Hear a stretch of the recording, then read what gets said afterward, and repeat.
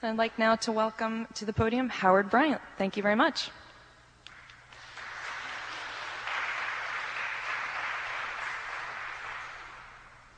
Thank you. It's always fun to be here at a place like the South Meeting House. It's the history. Being in a place here where there's so much that's gone before you is it's very humbling, and I'm very grateful to have been invited here. History is one of the most important reasons why I did what I did. It's funny, in the middle of a pennant race, and we have the Red Sox doing as well as they've done for at least a few years.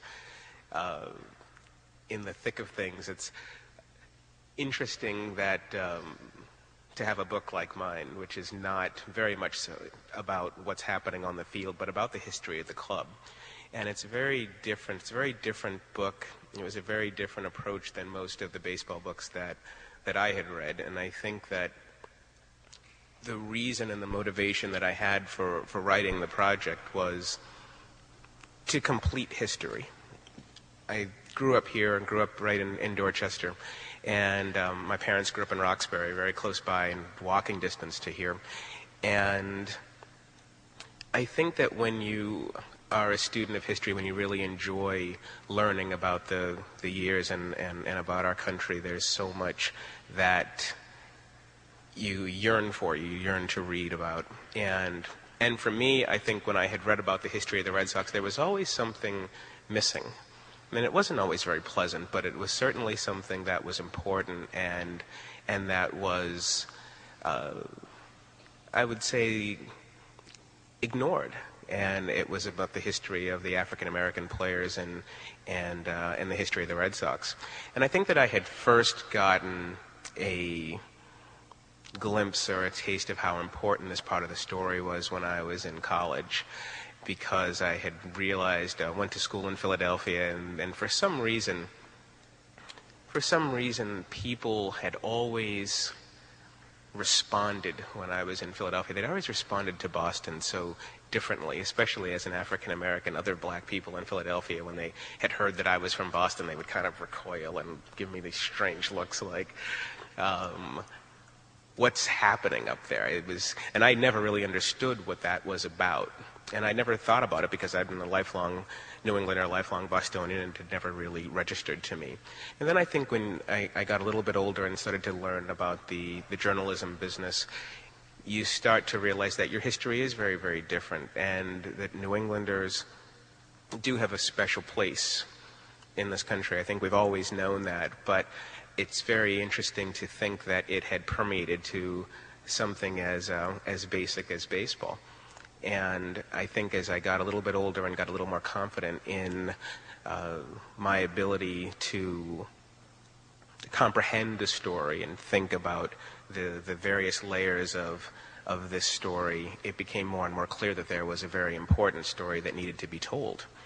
And I think what had really impressed me most about this story was that it wasn't just a baseball story, that there was such a link to the rich history of Boston and of New England, and I think that that's what really made it gave the story weight. And I had tried very hard over the years of research. I had first had the idea to tackle this story almost 10 years ago, but I was very inexperienced and simply didn't have the ability to tell the story the way that I wanted to tell it. What had fascinated me about it was as I had gotten involved in sports writing and in sports journalism, inside of the game of baseball, it's not a news story, it's not remarkable at all, except in the distance between what people inside of baseball think and what the public had been allowed to know by our local media and I think by the national media as well. So as I started to learn a little bit more about what was happening inside of baseball, more and more players would respond to Boston and would respond to the Red Sox in a way similar to the way people in Philadelphia when I was in college would respond to Boston, and I just started to ask myself the question: is, are we that different? Is Boston that different? Why is this? Why do people respond to our city so differently than in other places? And I think when you're a reporter and a journalist and you're trying to find those original stories, it's one of the things that we say that we want so desperately, is to find, is there an original idea out there? I think that one of the things that really had struck me was that this was an original idea, that this was a story that I think people knew about, but for some reason it really was never put in one place, in one spot to digest. And so I remember, I think it was back in 1991 or 92, I had just moved out to California, and I had an assignment to do a story on Joe Black, who was the first African American to win a World Series game back with the 1952 Dodgers. And it was a great assignment for me because I had been really interested in Negro League history and baseball and in general, and plus I had been covering high school, so this was a good way to get out and cover something different. And Joe and I had met, and we were talking about all kinds of different, just about baseball and about life in general. And he had a bunch of school children with him as well, and we were just talking about, he kept trying to remind them who Jackie Robinson was and who he was, and all the history that they had, that of course they would know nothing about because they were so young. And then he had looked at me and asked me, so where did you grow up? And I had said, I grew up in Boston. And then he grew very quiet, and then the entire conversation was different. And he had asked me who I had rooted for as a child, who I'd grown up with, and I told him the Red Sox. And his entire attitude toward me had changed. He was not as friendly as he had been a few minutes earlier. He had not been as outgoing, and he grew very, very sullen and very dark. And I was, I think, 22 or 23 at the time, and I had just kind of said to him, "What's going on with you? What's the matter?" We were having a good conversation, and he'd said, "You really don't know your history, do you?" He says, "Maybe you should learn about your history before you interview someone like me." And so I was taken aback by that, and I understood what he meant, but it was with the ferocity and with the seriousness of his words that made me think that maybe there was something more that I had to learn about where I was from, and about the allegiances that you have, and especially in a place like Boston where the fandom for the Red Sox is so strong and so powerful and so passionate. You realize that there is a slice of that passion that one group of people in the city really hasn't been able to enjoy, and that's been the African American in Boston. And so out came a story, and how the question for me had always been, well, okay, you want to do this story, but how do you get it? How do you, if you have a story you want to tell, how do you approach it? How do you get from point A to point B? How does that process take place? And I really didn't have any answers. And the reason for that was because no one before me had done it either.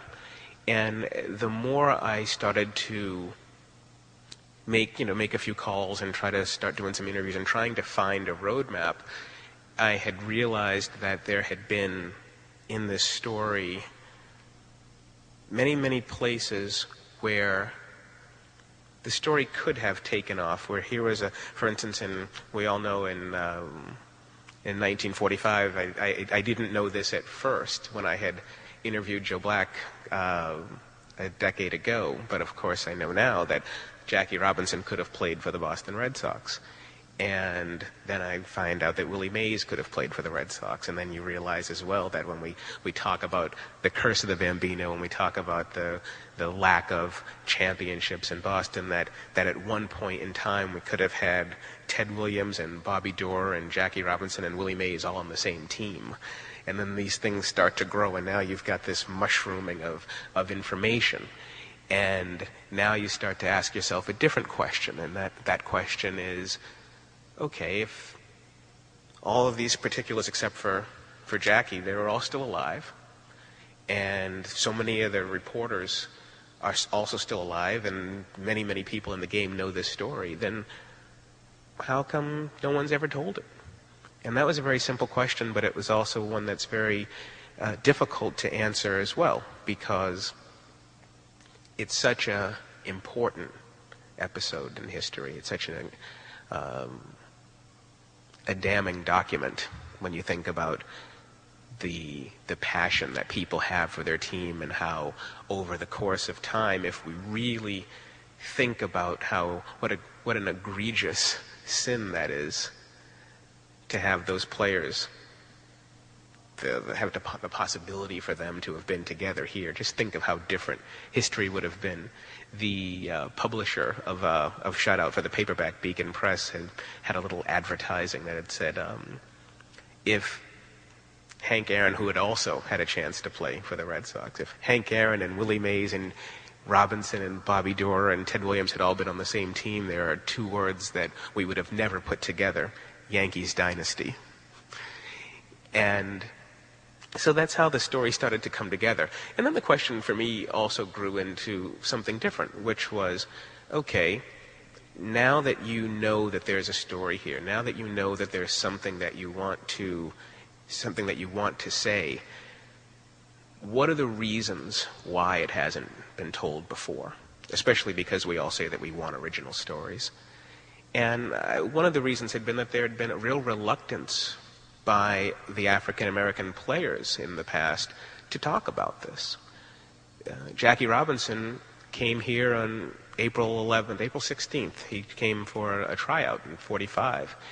And he was essentially humiliated by the Red Sox organization because back then no major league club took integration seriously. No major league team had really considered the reality of having black players play with whites in Major League Baseball. So nobody really expected much to come out of the tryout. But after, 2 years later, when Robinson did play for the Dodgers and made history, he still never spoke about Boston. He never talked about what happened. And so many players and so many people who were part of this story never talked about it.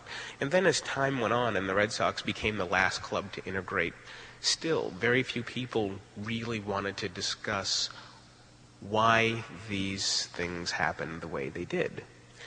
And so you begin to wonder, okay, well, maybe there's a reason why no one wrote about this story, because there's nowhere to start. How do we start? And so I had chosen a very simple approach. I figured that the way to do it was to change my job. I think I was going to quit my job, and I would go into Major League Baseball and talk to every person who might have some inkling on the story. And at the time, it was 1994. I was a technology writer out in California for the San Jose Mercury News, and there was no possible way that I could have written this story while covering Microsoft and Bill Gates and America Online and then the burgeoning technology industry. And so I had waited and waited and waited until an opportunity came up to actually become a baseball writer. And so in 1998, I got a job with the same paper covering the Oakland A's. And so ostensibly I was there to cover the A's, but I was really there to do this book.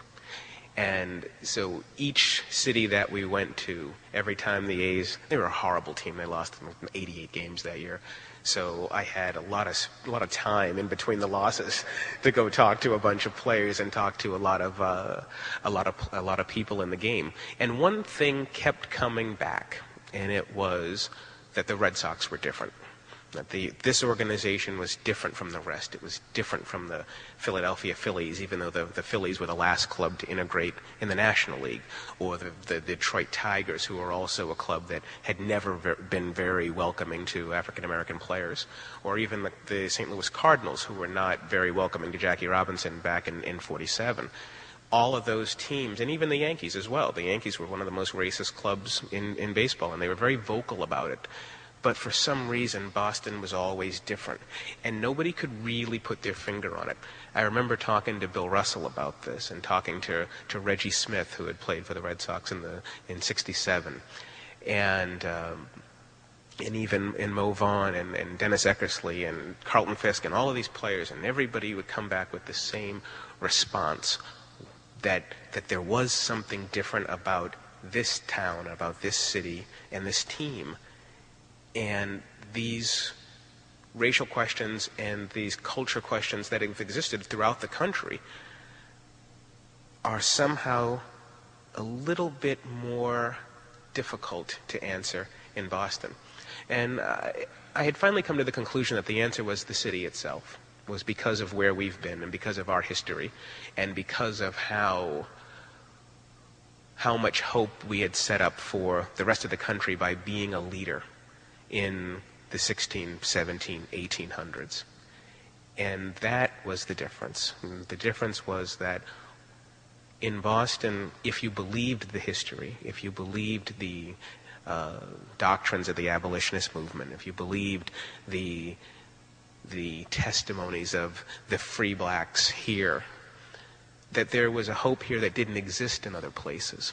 And because of that hope, we had expected to carry ourselves better. However, when you look at the history of the 20th century, that Boston didn't quite maintain that mission. And so you have this conflict here. It's a social conflict that has nothing to do with sports, that serves as a baseline for a sports story. And that's what gave the story its weight. That's what gave the story its import. And that's what separated the city from the Philadelphias and the New Yorks and St. Louis's and the other places. That here, because of our history, we expected to afford ourselves a little bit better. You know, we needed to do things better than we did in the 50s, 60s, and especially the 70s with busing. And so now what you had was a story that wasn't just a baseball story, but that was more of an American story. And that's what made it important for me to really try and fuse together the history of the late 17th century, of the 18th century, and also of the possibilities. For instance, one of the things that I had really taken, I didn't take a fair amount of criticism for it, but I criticized myself for it, which was the inability to have more history about the 19th century and the early 20th century, because when you think about busing and you think about that chapter in our history, I was a kid during busing in the 70s. Bless you. You realize that there was so much tension essentially between the Boston Irish and the African Americans and blacks in the city. But 100 years earlier, there were so many movements that had tried to, where Irish leaders and black leaders had tried to come together and create coalition.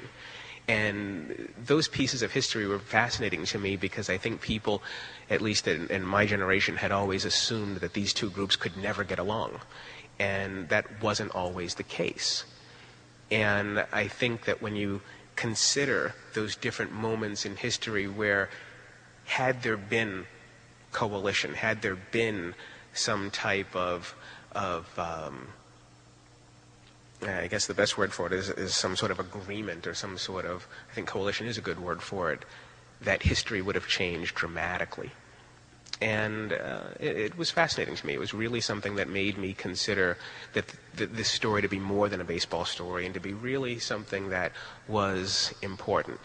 And I think what also had motivated me to do the book as well was that you had so many people that I had spoken to, that I had looked up to, that had never considered this to be a story, because there had been so few African American players that had come through the Red Sox that they didn't believe that there was anything to tell.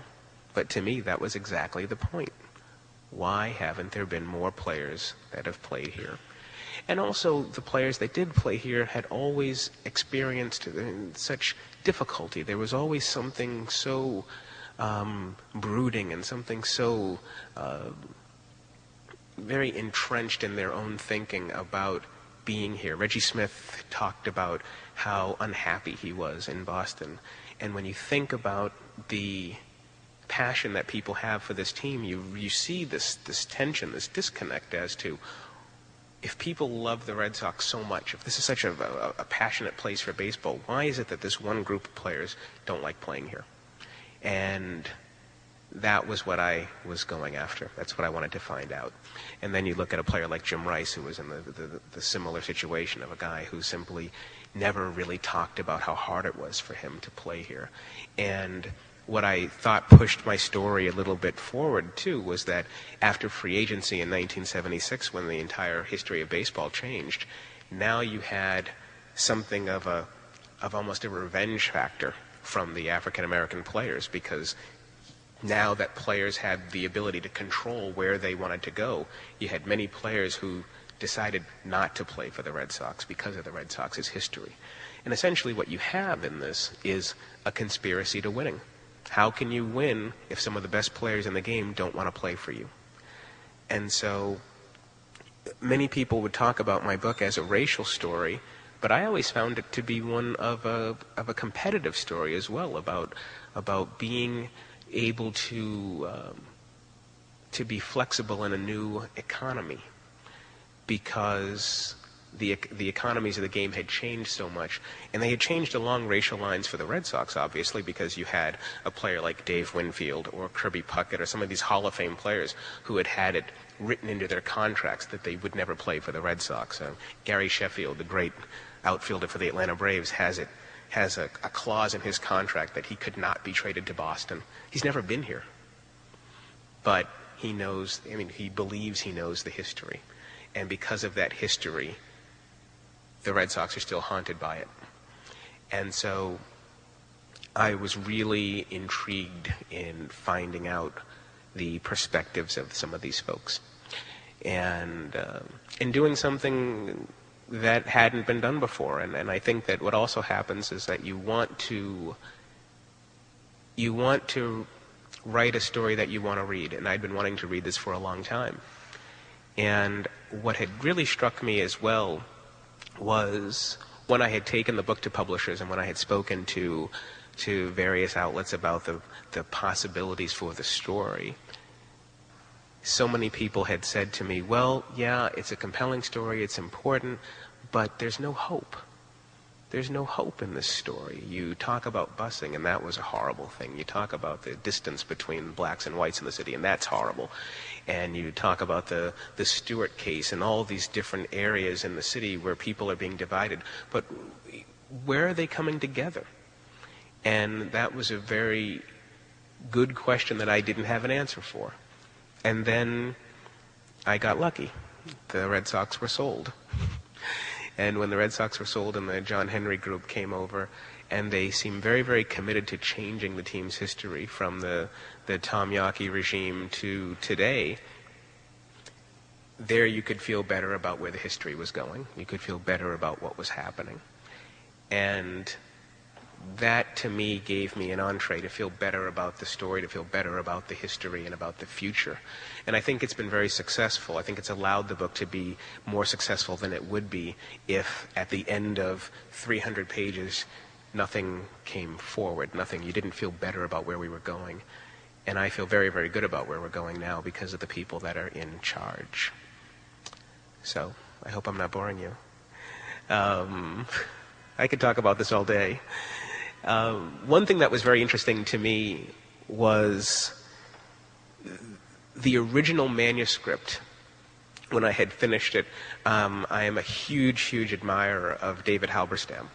And his work obviously goes without saying, and he's one of these people that, most kids look up to baseball players and athletes. I look up to other writers, and I always looked up to him.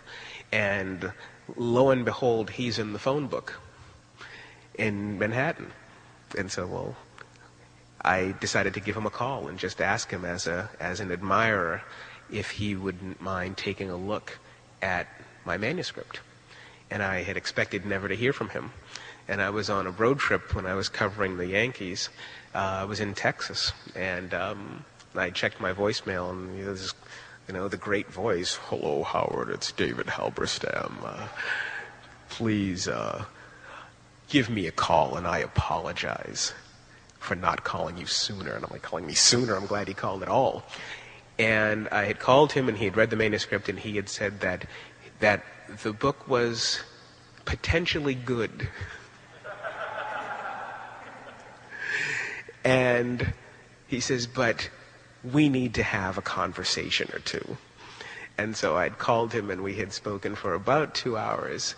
And it was just such a wonderful conversation because he was so clear about things that I had been so nervous about.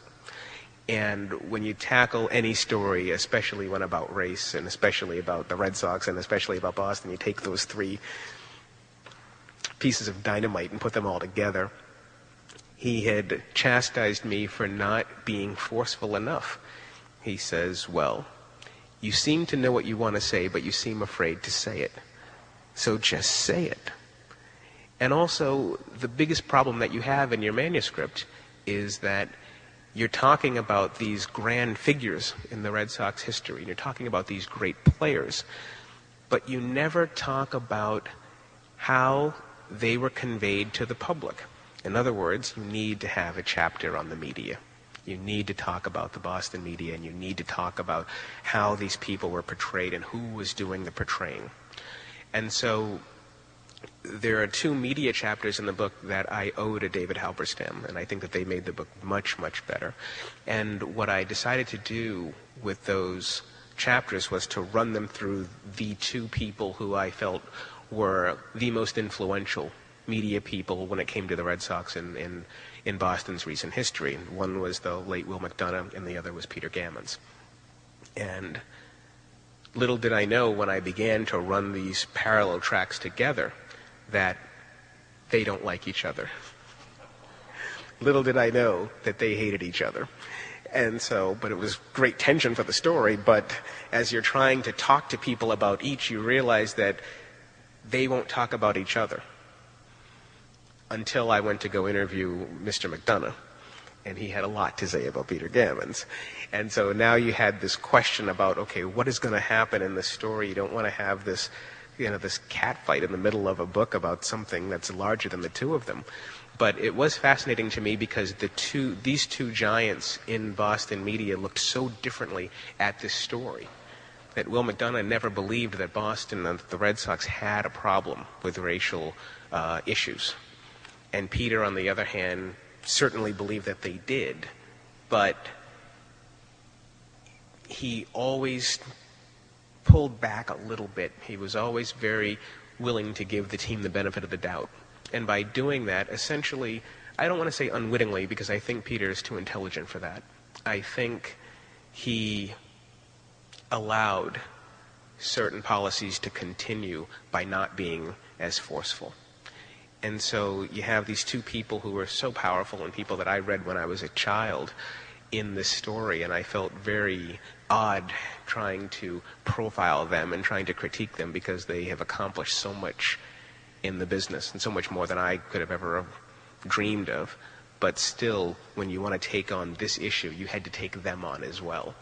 And that was an issue that was very, very daunting, but also I think was more rewarding for the book.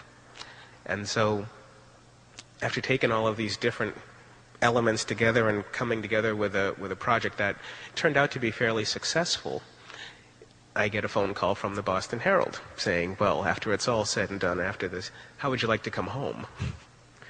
And it was a very interesting conversation, and I ultimately accepted because I'm here now, and I've been back in Boston for about a year, and it's been very, very rewarding to see that I do feel that the city has changed. And I remember when I was a child, not even a child, when I was a teenager, I didn't think that I would come back here because it was just so much different in other places, that the tensions they're less and they're different.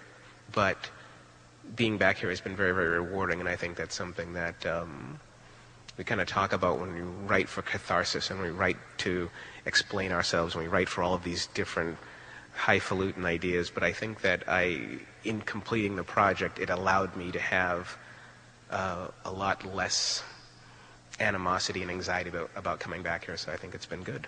So thank you for having me. I hope I didn't talk your ear off, and if anybody has any questions, I'd be happy to answer them.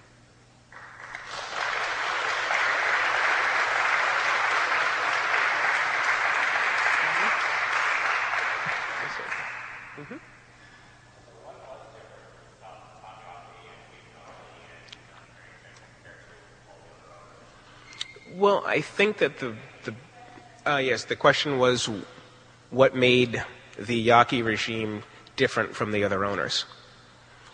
I think that the big thing that made them different was their generation.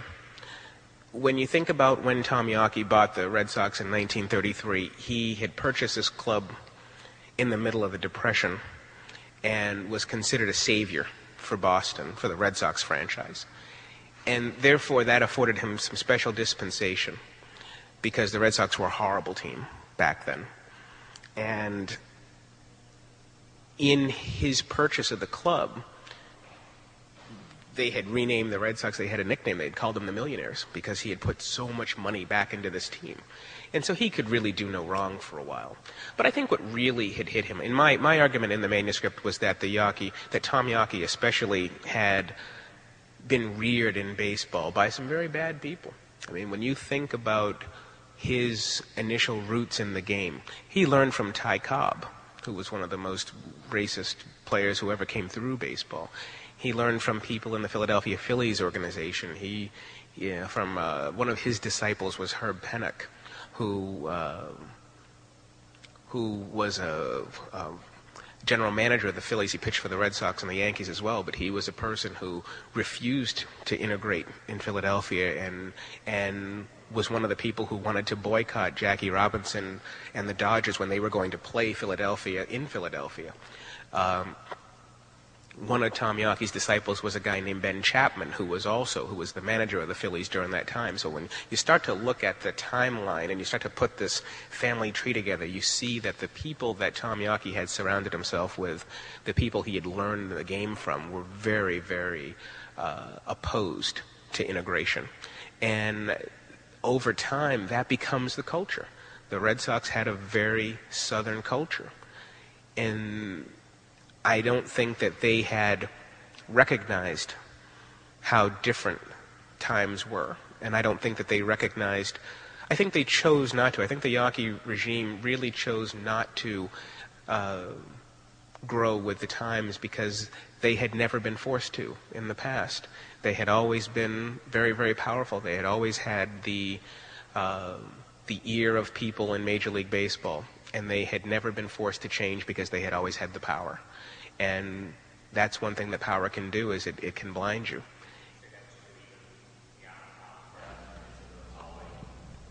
Was that true beyond Tom's death? And when Tom Yawkey died in '76, it's ironic because in 1975, when the Red Sox were going to the World Series and the city was coming apart, you had this strange irony that this club that had never been willing to integrate, that had never made life comfortable for black players, or Latin players especially.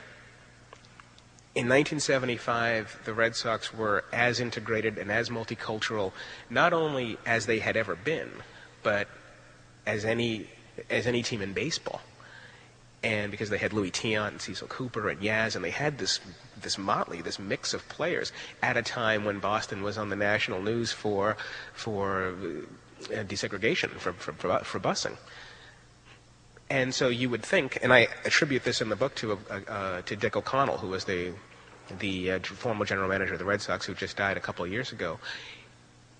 My argument is if Dick O'Connell had been in charge of the Red Sox for just a few more years, I don't think we'd be having this conversation, because the team was so close to finally ridding itself of its past.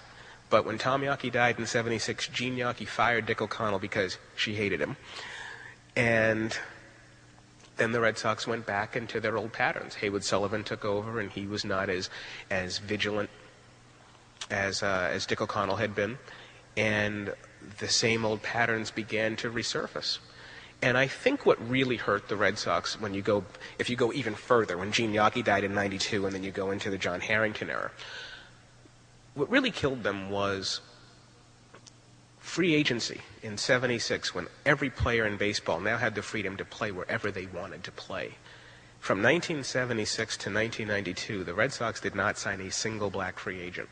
That in 1981 or 82, you had Jim Rice, who was the only black player on the club, which was no different than Pumsey Green in 1959. And that you could make an argument that in 1967, the Red Sox had more black and Latin players than they did in 1984. And I think that reputation is what really hurt them over the years, because I think that's when people said, well, maybe this isn't just an old, dusty integration story. This is current, this is present, and it's not changing. And I think that's been the difference between the Yankees and the Phillies and every other team, because those teams somewhere from the 60s, 70s, and early 80s just realized that it doesn't make a difference what color a player is. We need to win games. We need to do things to make people come to our ballpark. And the Red Sox have never, after '67, have never really had that pressure, because after '67, the ballpark has always been full. So they didn't have the same special pressures that other clubs have had, because those financial questions wasn't part of their universe. Yes, sir? It's striking when you contrast the percentage of spectators at Celtics games and Red Sox games who are African American, appear to be. Mm-hmm. It's much greater at Celtics games, even though the seats are very expensive there. It's not huge at either place. Mm-hmm. Do you remember growing up in Dorchester whether the members of your community cared much about the Red Sox? Mm-hmm. Felt that they couldn't go happily, felt it was too expensive? Yeah. To what would you attribute the paucity of African Americans at Red Sox games? Yeah, it's a great question. Did everyone hear the question? I remember when I was a kid, when I told this story often, we grew up right over on Blue Hill Ave in Dorchester, right down by the Franklin Field by the MDC, and the skating rink. And the kids were all Red Sox fans. I was the littlest guy, so of course I wanted to root for Bernie Carbo back in '75. We had one of the biggest kids he was a Yaz guy, and all of us were Red Sox fans. How could you not be a Red Sox fan in 1975?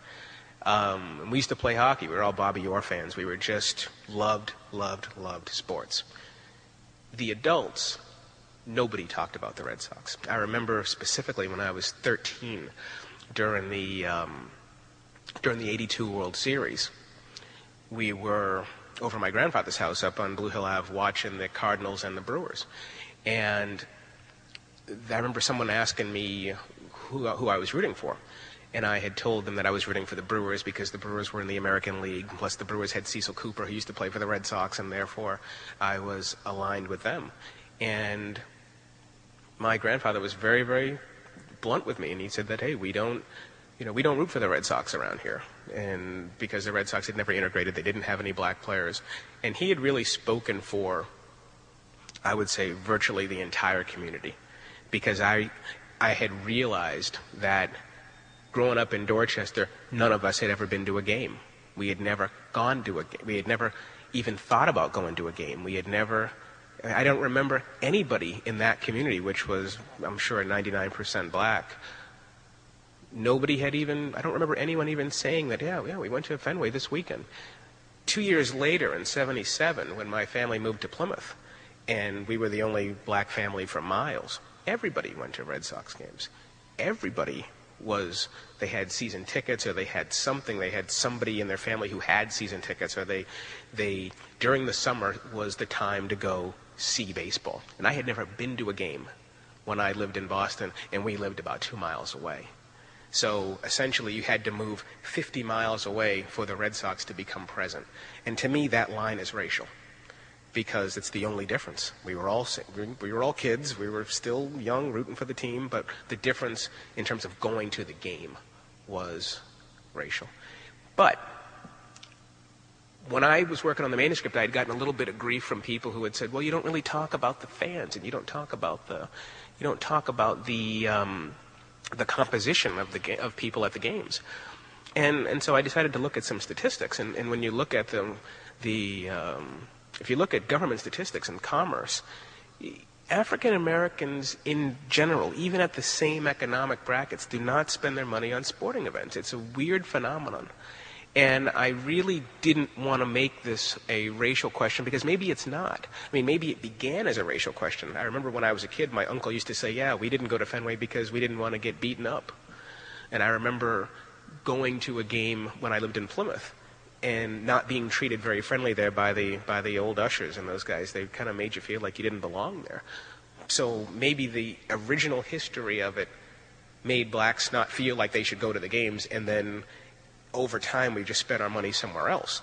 But as of today, most African Americans from 25 to 34, where most sports teams generate their revenue, they don't spend their money on sporting events live.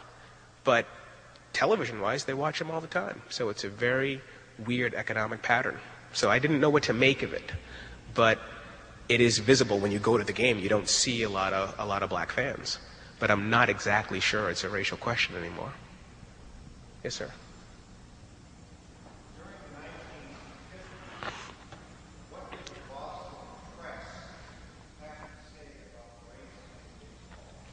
Nothing. No. What did the Boston press have to say about race in baseball in the 1950s? Virtually nothing. And I think that the reason for that was very simple. And very few papers in general had decided to take on race on the sports page.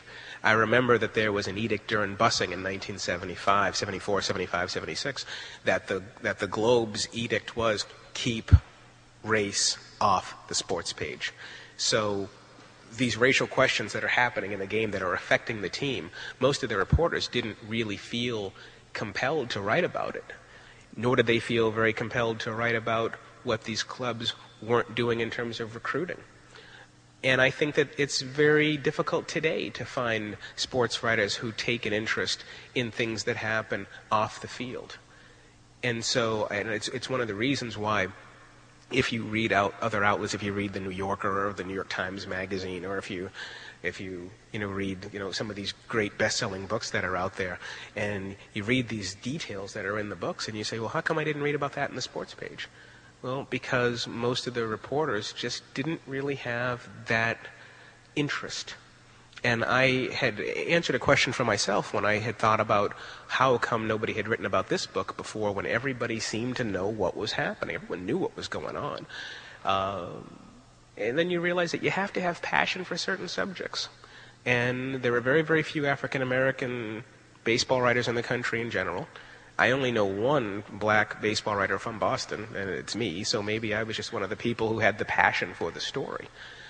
We talk about being objective in our business, but it's not, it's a lie, because you write about the things that drive you. That's not objective at all. That's completely subjective. And so I think that, it just became commonplace.